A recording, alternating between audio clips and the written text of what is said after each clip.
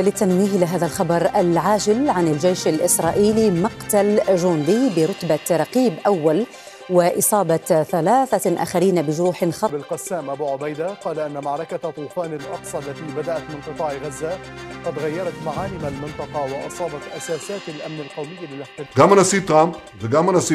Both President Trump and President Biden gave full backing to Israel's right to return to fighting.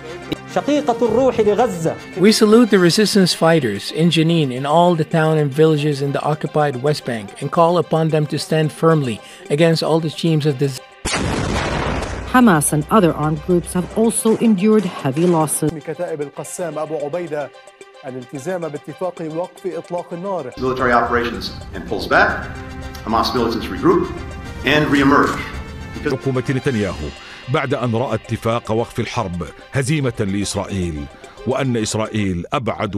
متون فانتسيا ده كان يوم اللي سانا سوسيسون دندين إني كومبا إني كون إتشساتي الله أكبر فلسطيني مجاهدوتا والجندرات فانقر أمتي ولا بما غازاتي لبوساني كنوف قالي تورا الجزيرة تمن ميديا لين إلى الدنيا الدولار كافرون إما هماس برغندي الأقصى كسماس جنو مجاهدوتا في متن فلسطين لبوان قرمات غرغدو كيسا دربتي الرغيت بلبلوم سورتي جران وران نبا جدو غليسا رستر كامفي وان دربي جراچو ميديا لين بلبلوم سنكيف تتبجي دقدامي توقع بلان لوان چايا نيوز تكنولوجي سغلي مجاهدوتا مدين بلبلومي دلا الدنيا كسماس ورانا غدا إسرائيل إيران جدو تبناموف دقيقة وان حفيفي ملأتا غدا ترامب قديم باي والقبسي سيتوان جنو قبنا اتديادا.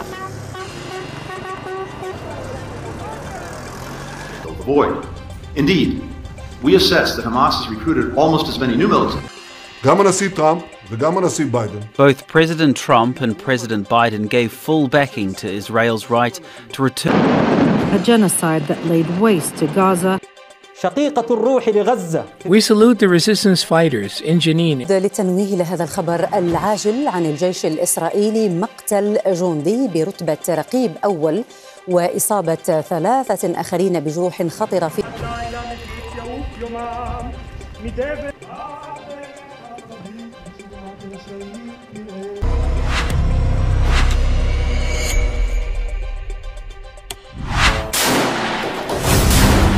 حماية كتائب القسام زي ما هم حاميننا وحامين عرضنا احنا حامينهم بإذن رب العالمين.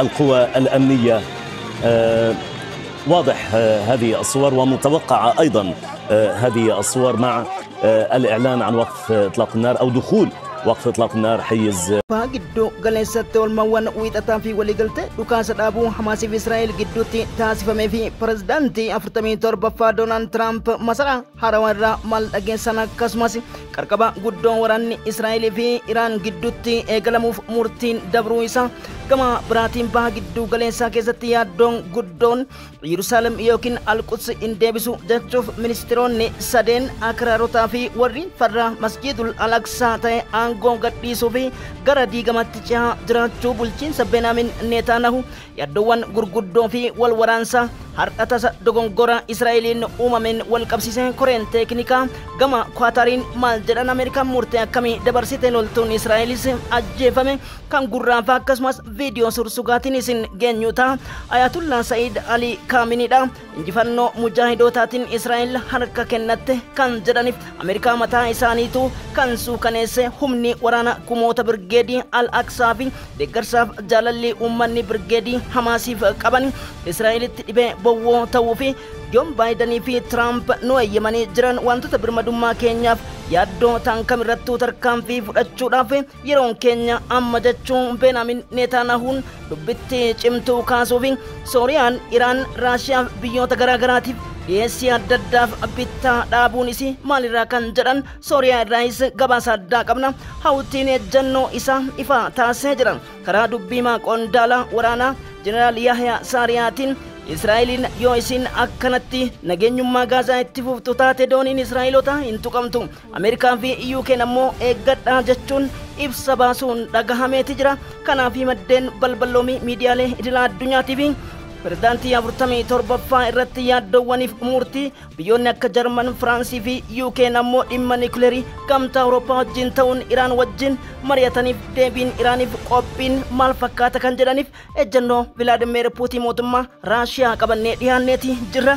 Kibxata ganama maddeen balballoomii miidiyaalee idila addunyaatiif oduuwwan oolmaa wiixataa kan isin dhageessifnu ta'aati. Chaanaalii Mujaahidoota Sagalee Mujaahidoota ajrii dachaa itti argadha. Ammas warra Sagalee Mujaahidootaa ta'eef Rabbiin jiruuf jireenya keessan dachaa isinaa milkeessu akirattis bal'oo isinaa milkeessu Filisxeemotaaf sagalee ta'uun keeriiwwan gurguddoo fayyaa qaamaa qalbii imaanaaf sadarkaa keessan dachaa cimsu kanneen amantaa biraa qabdanis YouTube chaanaalii keenya subscribe gochuun nutti dabalamaa kanneen maatii keenya taatan like gochuun mallattoo quba bugduu sana tuqaa mas ergaa keenya hedduuwwan biraa gaasini jedha maadhee balballoomii dhimbiibbaa kanaan itti dhiyaadha.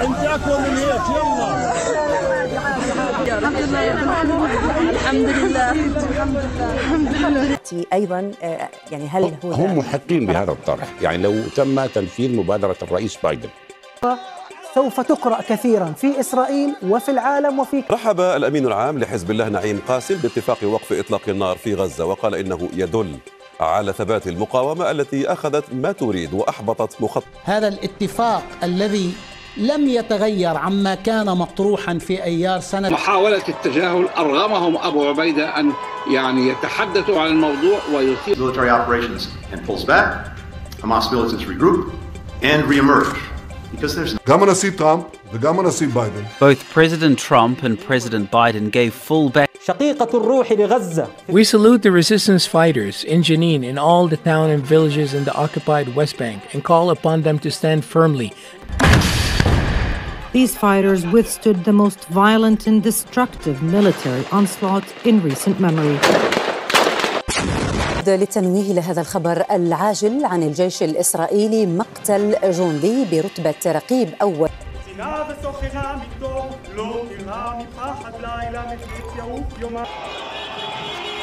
مباشرة نستمر.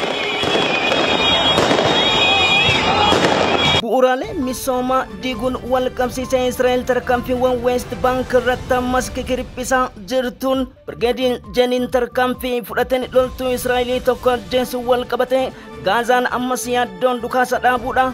Yaaddoon gurguddaa jala galuu isaa xiinxaltoonni miidiyaalee idil addunyaa dubbachuutti jiran.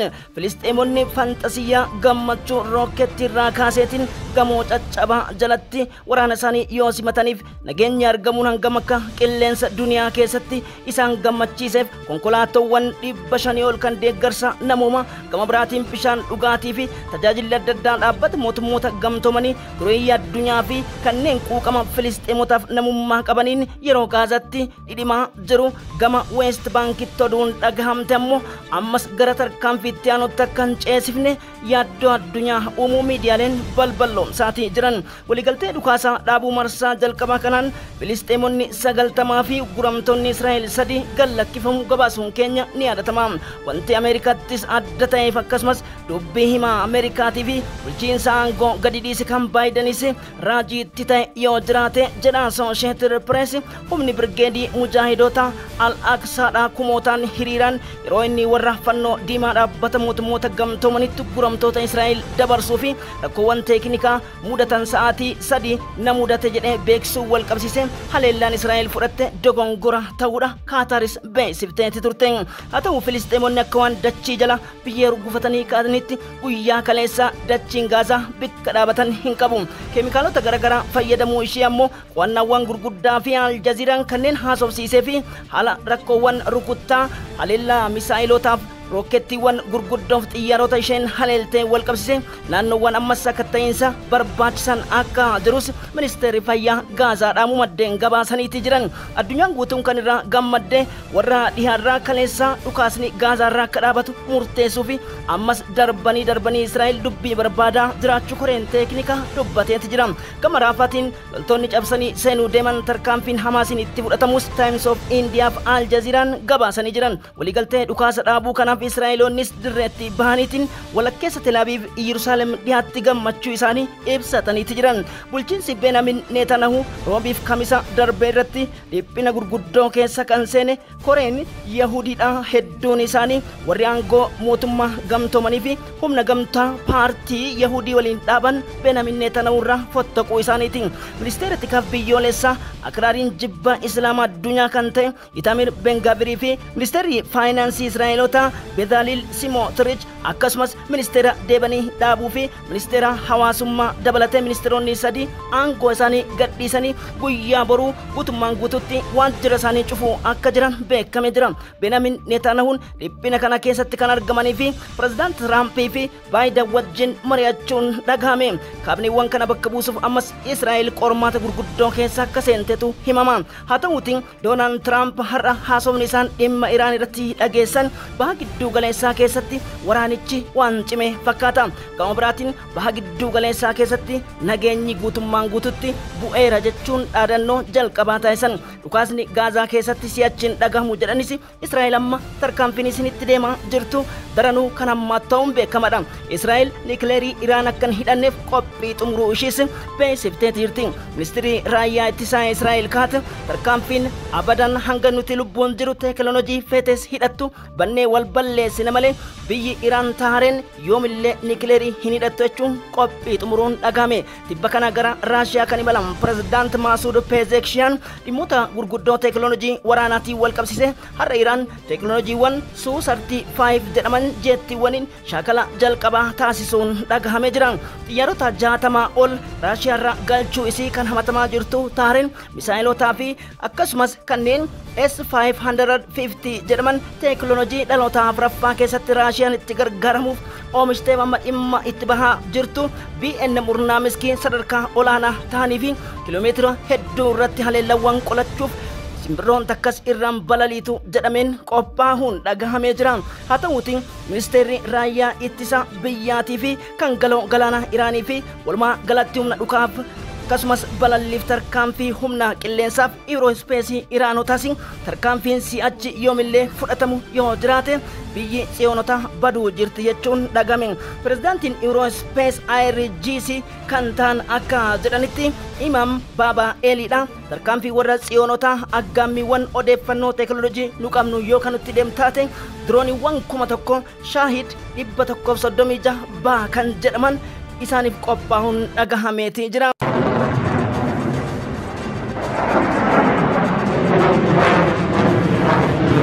Was facing another challenge, the U.S. arms embargoes. We did not have a missile, not even a single. Iran says the Fatah hypersonic missile is a crucial deterrent. Here's our... Able to precisely hit any targets within the range of 14... Detachable warhead. Shahed 136B drone. An upgraded version of its predecessor, the Shahed 130 unveiling of advanced missiles and drones underscores Tehran's determination to bolster its defense capabilities despite facing significant challenges. ومع بدء شرارة الحرب الأخيرة على غزة، ظهر رئيس جهاز الأمن الداخلي الإسرائيلي شباك رولين بار. هكذا هي الدنيا، وأمات وأحيا وأضحك وأبكى. الله سبحانه وتعالى يحيي ويميت، ولكن هذه أمة خالدة إن شاء الله ومتجددة، وكما قال الشاعر إذا غاب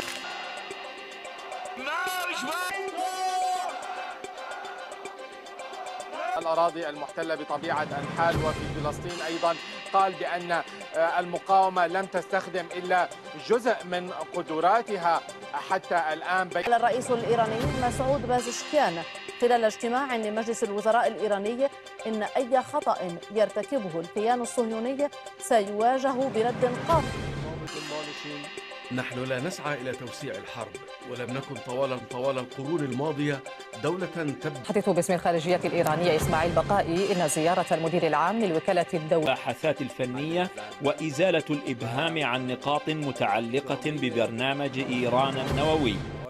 dubbii man dhimmoota qondaala walitti qabaa Ameerikaa kan ta'e Leendish Graham Iraan irratti tarkaanfiin yoo saffisaan fudhatamin Iraan niikilarii baadhatteeti jirti. Niikilarii kana gara geejjibawwan dhukaa irratti yoo kan feetu taate Israa'eliif dhumatte jechuun dhagahame. Tibba kana teekinooloojiiwwan haarawaa artificial intelligence irratti kan hojjette Iraan Qaadir akkasumas jihaadii fi sajil misaayiliif gaadar gaayididii biratti haayiparsoonikisii gara kiiloomeetira 4,000tti siiqsu jechuun peentagoon taareen irraa dhawaa akka dandeettu Brigadier General Imam Baba'eli pirezidaantiin IRGC fi Eurospace Iraanota dubbachuu maddeen gabaasanii jiran. Keessattuu tarkaanfiiwwan gurguddoo teekinooloojii misaayilotaa fi dhuubaan niikilarii fi gabbisa yuuraaniyeemii misaayilota 5,000 qabaachuun kan beekamtuuf dirooniiwwan akaakuu 8,000 addunyaa gubbatti kan qabdu Tahareen Shi'a Rippaabilika Islaamaadha.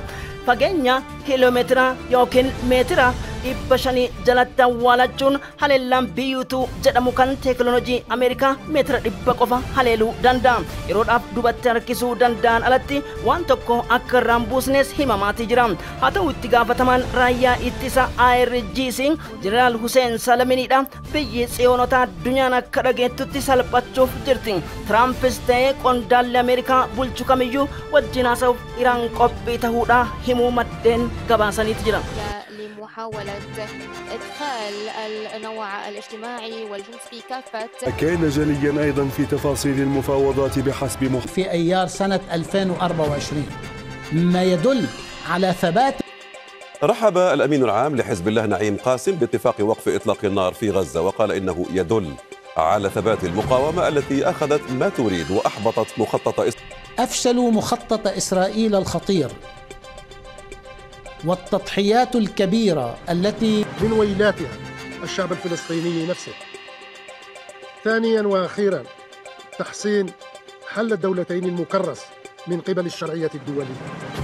بريزيدانتين هاروفني ألجيريا عبد المجيد تابوني araara guddaa gaazaa keessatti bu'eef dhaabbata mootummoota gamtoomaniif koree teeknikaa kwaatar dabalatee kan galateeffatan yoo ta'us Majiid Al-Ansaariidha. Ministeerri damee alaa kan kwaatar adeemsa waliigaltee kana marsaa sadeenuu raawwachuuf Ameerikaa fi akkasumas Masrii waliigaluu fi Hamaas olaantummaawwan waliigaltee kana heerota kabajuun dirqama ta'uu jala murreetitti himnee jirra jechuun tarkaanfiiwwan Israa'el kaleessa ganamaa fi har'as gara West Bankitti fudhattee bu'uuraalee misoomaa aspaaltii dabalatee diigaa jirturraa akka of qusataniif bulchiinsi haarofni Doonaald Tiraamp walumaa galatti akka isaan ugguruu fi waliigalteen kun gara nagaatti kuuf abdii bahaa nageenyaa irratti akka hojjetamus kana malees deeggarsa gurguddaa Filisxeemota miidhamaniif hawaasni addunyaa akka dhaabatus waamicha dhiyeessan. Ministeerri damee alaa Kwaatar Majiid Al-Ansaariidha. Biyyoonni warra lixaas ta'ee biyyoonni addunyaa hedduun lammiiwwan Gaazaa miidhama miliyoonota qe'ee malee jiraniif deeggarsa barbaachisaa ta'e akka godhamaniif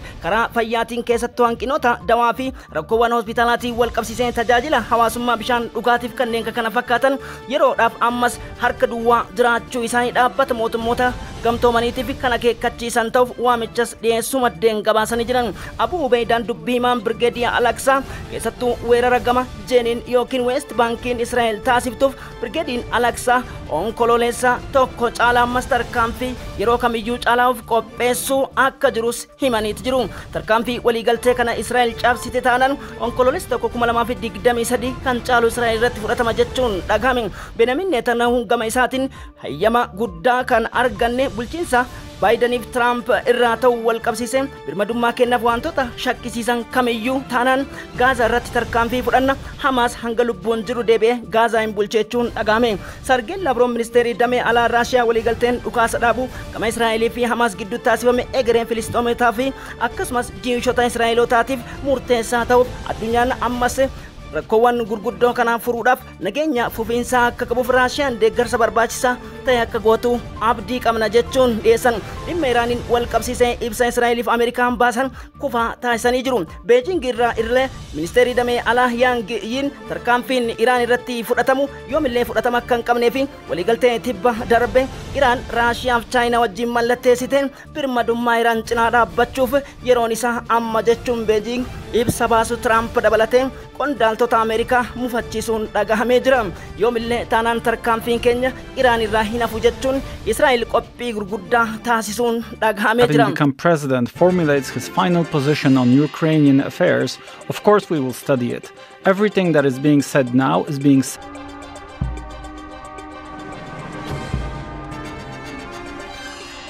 General Hossein Salami, accompanied by Brigadier General Amir Ali Hajizadeh, head of the IRGC Aerospace Force, showcased this sprawling complex. Described as a missile city, this все направления нашего сотрудничества, но и подпишем большой базовый договор.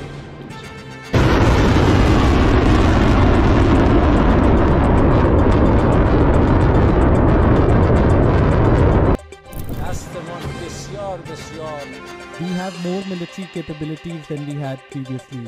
The strength and power of the armed forces of the Islamic Republic of Iran. Tarkaanfiin Iraan irratti fudhatamu hedduu biyyoota hedduun akka ta'eef Iraan kanaan akka of qopheessitee fi michuuwwan isii Kooriyaa Kaabaa, Raashiyaa fi Chaayinaanis Iraan cinaa dhaabbachuuf waraanichi osoo wal gangalchuu ammas dirree Tahareen baha gidduu galeessaa keessatti waan hin oolle jedhamee jira. Haa ta'uutii erga Tiraamp galanii sa'aatii 24 keessatti tarkaanfii fudhadha jechuun iccitiin guddoon Aksiyoos gadi baase Israa'eloonni tarii haleellaan dursaa Iraaniin akka ittiin fudhatamne yaaddoo gurguddoo seenanii jiru. Uummanni Israa'el si ammatti dandamachuu barbaanna nagaya barbaanna jedhe waywaatus Benaamin Netanyahuun Tahareen haleelu malee jechuun qophii xumuruu isaanii erga beeksanii booda yaaddoon biyyoota liigii Arabaas ta'e Suudi Arabiyaa fi Jarman, Faransaa akkasumas UK'n dippiloomaasii niikleerii Iraan irratti wajjin haasaa osoo jiran Ameerikaan murtee kana murteessuun ammoo waraanichi to'annaan ala akka ba'uu fi keessattuu xiinxaltoonni baha gidduu galeessaaf warra dhihaa akka jedhaniif qorattoonni gurguddoon teekinooloojii dhimma niikuleeraa akka jedhanitti sadarkaa itti niikuleeriin ishee haleelamuu bira Iraan dabartee jirti jechuun yaaddoo qaban Waashingitaniif eeranis Ameerikaan dhaga'uu akka hin danda'inii fi fedhii Israa'elotaa galmaan gaha jedhanii kan eegan pirezidaantiin Ameerikaa 47ffaan dhalootaan Jiwishii ta'uu isaatiin wal qabsiisee waraanichi daranuu cima ka jedhu sodaa guddaan akka jiru maddeen gabaasanii guyyaa gaarii. وفي الضفة المحتلة الباسلة يا أسرانا في سجون الاحتلال الصهيوني يا أبناء أمتنا العربية والإسلامية ويا كل أحرار العالم. Today the guns in Gaza have gone silent. Rami was shot as she was on the phone and the family found out. Military operations and pulls back. Hamas militants regroup and reemerge. גם הנשיא טראמפ וגם הנשיא ביידן. Both President Trump and President Biden gave full backing to Israel's right to return. ولا حاجة هم معلم مع إسرائيل وعلم مع أمريكا هدول بيحاربوا العالم كله قاعدين العالم كله بيحاربوه وانتصرنا بإذن رب العالمين وحسن رب العالمين بإذن رب. نستمر.